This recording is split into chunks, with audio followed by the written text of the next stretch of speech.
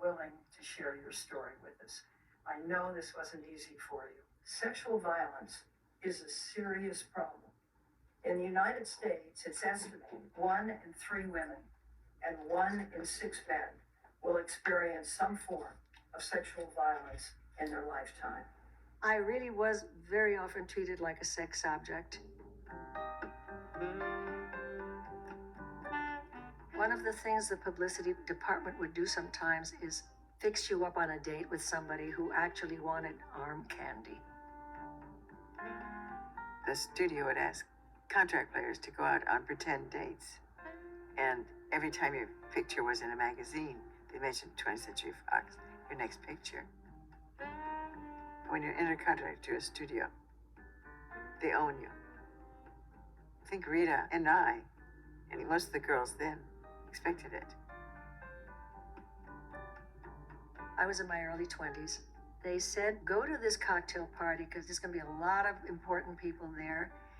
And this fella that we'd like to fix you up with is kind of well known, and it might do you some good. I thought, oh, okay, we'll go to the cocktail party. The host, a man who ran a big whiskey distillery, comes over to me. He says, come on, I'll introduce you to people. And he introduced me to Harry Cohn, the head of Columbia Studios, a distinctly vulgar and crude man.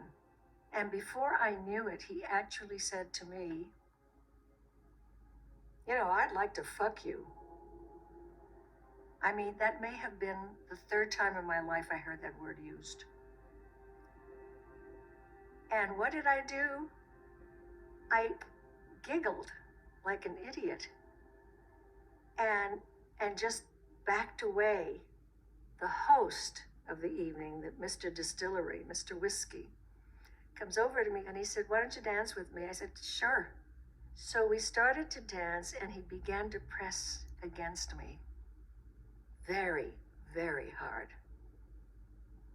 And before I knew it, he started to get a little bit of sweat beads on his upper lip and he started to breathe heavily.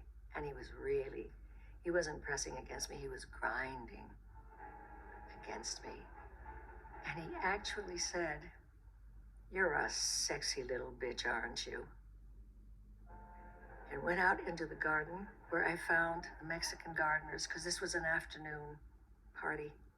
Tears again started to say, I need your help. I have to go home. They didn't need an explanation. They kind of knew.